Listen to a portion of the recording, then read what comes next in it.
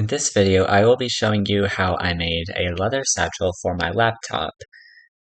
And this may be one of the last videos that you see me use this leather in, because this took a lot of what I had left of this leather.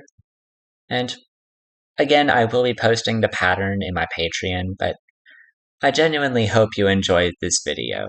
Now, let's get on with it.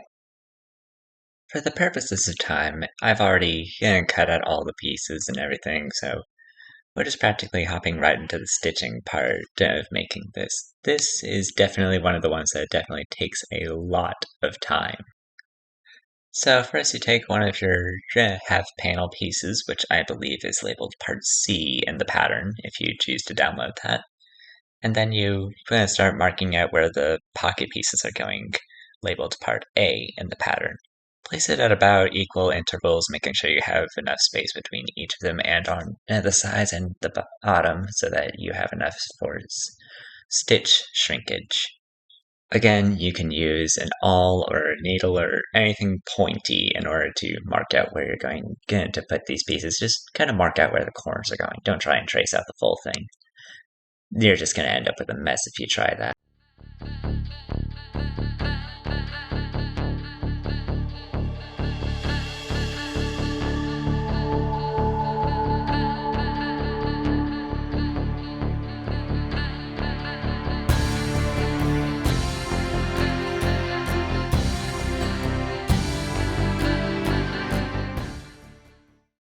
Once you've gotten all your corners marked, you then take your needle on your first piece, punch it through the front, and then make sure that your hole's aligned, and then line up the rest of your corners, and then go through the stitch from the back. You're going to use a basic running stitch on the edges for the pockets. And if you don't know what a running stitch is, it's basically just your basic back and forth, in and out stitch without looping back any. That's what makes a back stitch or a machine stitch or whatever stitch you want to call it, but this is just a basic running stitch in, out, just going forward. And make sure, of course, that since it's a pocket, leave that top portion open. Don't close that down. It's like trying to patch your jeans, but you end up cutting all the way through and stitching all the way through and then sewing your jeans together. You don't want to have that.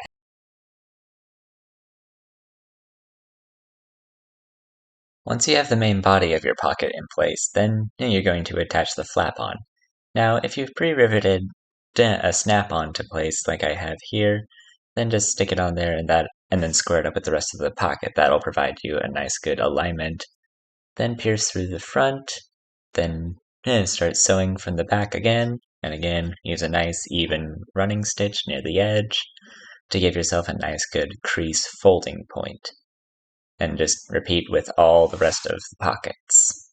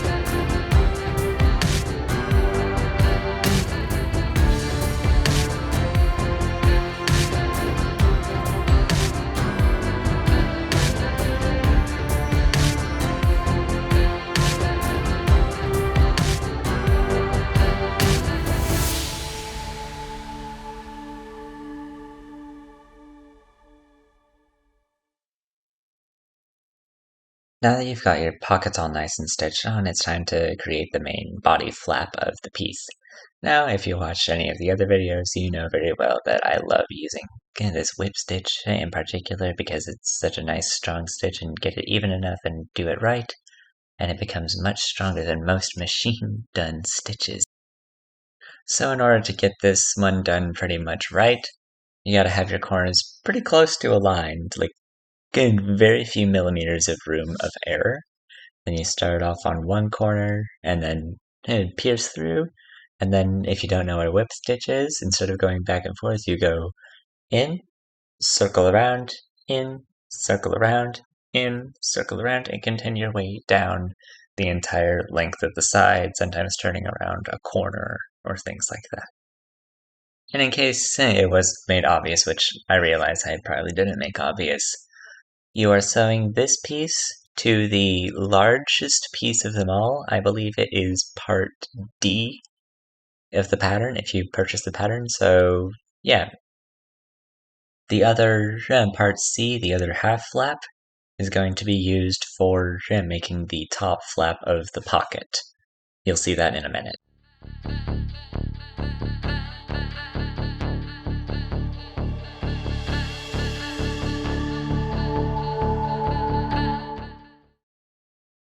Now that you've got the stitching done, next it's time to stretch out and flatten out the stitches as best you can. For this, I braced it up against my copy of the Monster Manual, but you can use any wide hardcover book that you like. Just make sure it's a hardcover so that you can get all the proper stretching out. Preferably a rectangular book. I don't know if you've got any circular books or anything like that, but probably not a good idea to use those. So when you're using that, just slip it in and start pulling at the corners. Start pushing against it, start pushing the book up against the seam as best you can to get it a nice, really tight squeeze or fit, or just use a computer that you're using, although I don't suggest that for this early stage.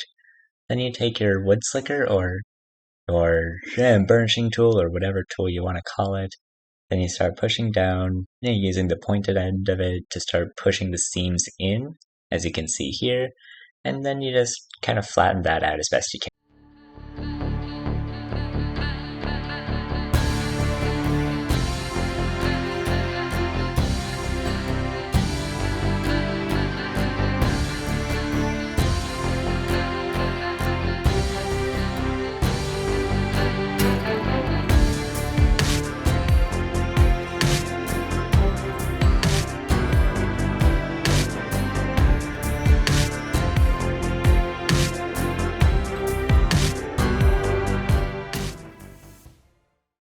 The next step is to add on the D's for attaching the cross strap if you want that, or just a handle later on if you really want that as well. I just did it as both so that I could both carry it by a handle and by a cross strap. So basically, you just put it in, then you start doing a good row of stitching. I can suggest either a box stitch like I'm doing here, which is just going around the perimeter, or I can also suggest doing 2 or 3 rows of stitching in itself. But either way, it'll be a very good, very tight, very strong set of stitching, which you definitely want for a carry strap, especially for something as precious of a cargo as your computer, your $800 computer, or $5,000, whatever kind of computer you got, okay?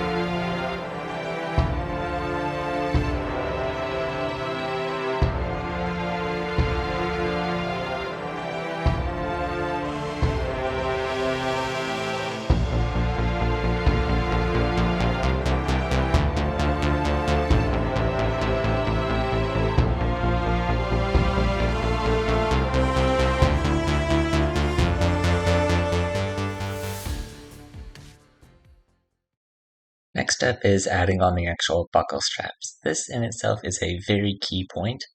And as you can see, I've already marked out where the actual edge of the piece will end up. with the computer inside when it's folded over, so now I have a good point of where I want things to be. So basically, I take the strap which I've already assembled itself, and then I'm gonna just lay out the markings of the corners as per usual, this time with the needle since I didn't bring my awl with me. And you might be wondering why it is important that this is an important stage, that the buckles are needed and they need to be secure. If you're not really fluent in how bags work, then it's to hold the flap closed while you're carrying it by the handle and to make sure that your computer is staying in the bag. Otherwise, you're not going to have a very functional bag. And again, we do not want that. We want our function in this bag.